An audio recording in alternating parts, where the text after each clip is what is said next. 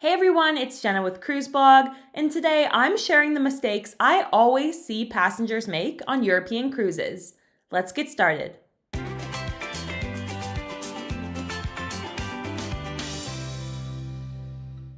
I cruise to Europe every summer, and I always see passengers doing the same few things over and over that they definitely shouldn't do.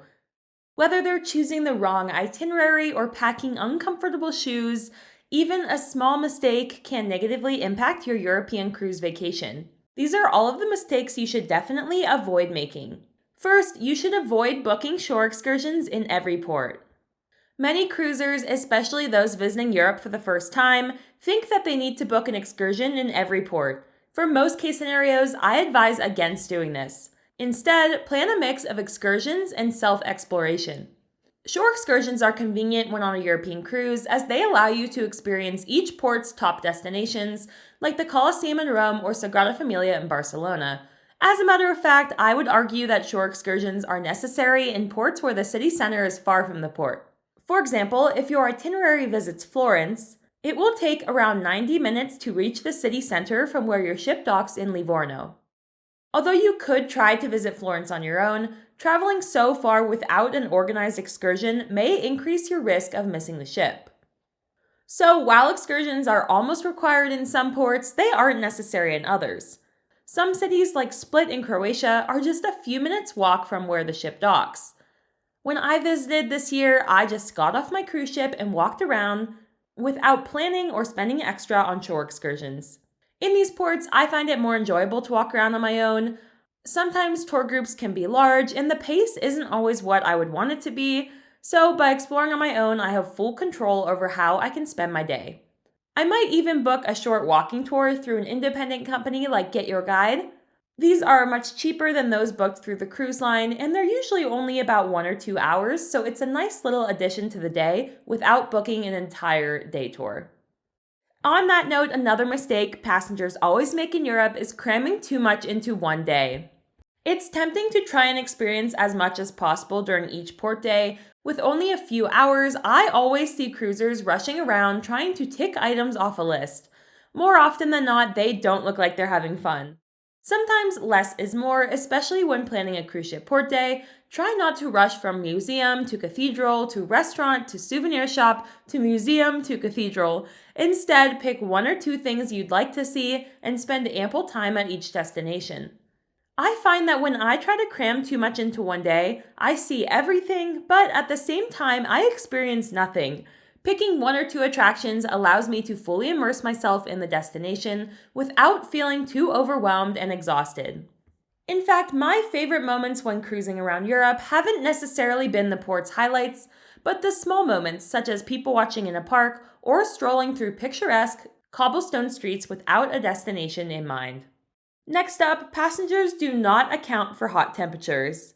The peak cruise season in Europe runs from late April through October each year, and temperatures can get uncomfortably warm during the peak summer months. On a Caribbean cruise, you can counteract a hot, humid day by swimming in the beach or pool. On a European cruise, though, you're more likely to spend your days walking around cities and sightseeing rather than taking a dip in the ocean. In the middle of summer, walking around cruise ports in Europe can get extremely warm. It's possible to see temperatures in the 90s, which under a beating sun can quickly make you feel miserable. Keeping temperatures in mind when planning your cruise is recommended. If your schedule is flexible, consider cruising in the early or late season when temperatures are more mild.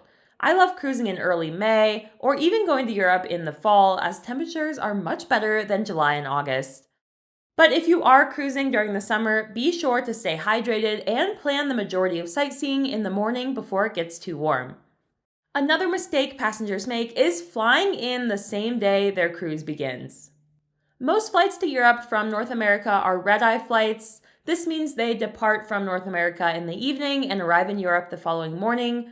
So if you're booking a flight the night before your cruise, you're going to arrive just a few hours before you need to be on board the ship. Because of this, I recommend flying 2 days before your cruise starts. So if your cruise starts on Sunday, fly to Europe on Friday night. This way, when you land Saturday morning, you have an entire day of buffer time before your cruise begins. You never know if something will go wrong during air travel, and arriving a day early will help you get over your jet lag too. Another mistake is only booking Western Mediterranean itineraries. I've taken cruises all over Europe. I've been to the Norwegian fjords, northern Spain and France, the Western Mediterranean, Greek Isles and Adriatic, and even a cruise to Svalbard, and I always see passengers booking the same itinerary. Western Mediterranean cruises are fantastic, but I always advise passengers to look beyond the most popular itinerary. Ports in the Western Mediterranean are much more crowded than in other destinations, and there are often lengthy distances to reach the city center from the port. Civitavecchia is called the Rome cruise port, but it's actually about an hour drive to the city. If you book a cruise to somewhere like Norway, though, you might find that ports are located within walking distance to the city center. Plus, Western Mediterranean cities like Barcelona and Rome are huge. I find that these are better suited for land-based vacations, as I think there's just way too much to do for one short port day. For example, if you're visiting Naples, it is practically impossible to visit the city, Pompeii, the Amalfi Coast, Capri, and other destinations in just one day. Instead, you could plan a 4-day stay on a land-based trip and actually get a better taste of this destination. Now, don't get me wrong, there is nothing wrong with booking a Western Mediterranean itinerary. If anything, it's kind of a sampler of places you can return to in the future, but I personally prefer cruises to other European regions. So don't overlook other itineraries like those to northern Spain and France, Scandinavia, the Baltics, the Adriatic, and even river cruises within Europe. Another mistake passengers make is not grabbing lunch in port. I always have lunch or snacks in port while cruising in Europe, even though there's included food on board my cruise ship. As delicious as the food on a cruise can be, I still make it a point to try local cuisine in port. Even if you don't have time for a full sit-down meal, just hop in a local bakery or an ice cream shop for a snack. Trying local food can offer just as much insight into a destination's culture as visiting monuments or museums. Plus, it is a whole lot tastier. Another mistake people always make, including myself, is wearing brand new shoes on a European cruise. When I was preparing for one of my European cruises, I bought a new pair of white sneakers.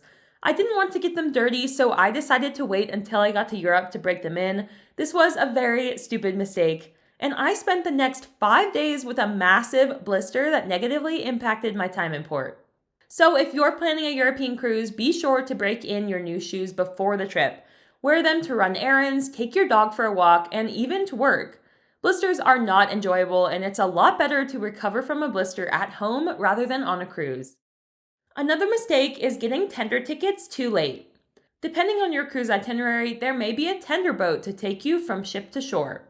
And a common mistake is waiting too long to pick up a tender ticket before trying to go ashore. Certain ports in Europe, like Santorini and Kotor, are tender ports. This means you cannot walk directly off the ship onto a pier. You must collect a tender ticket, which you will then use to board a smaller boat to bring you ashore. If you have a shore excursion, it will come with its own tender ticket and you get priority, but if you're planning to explore the port on your own, you must pick up a tender ticket.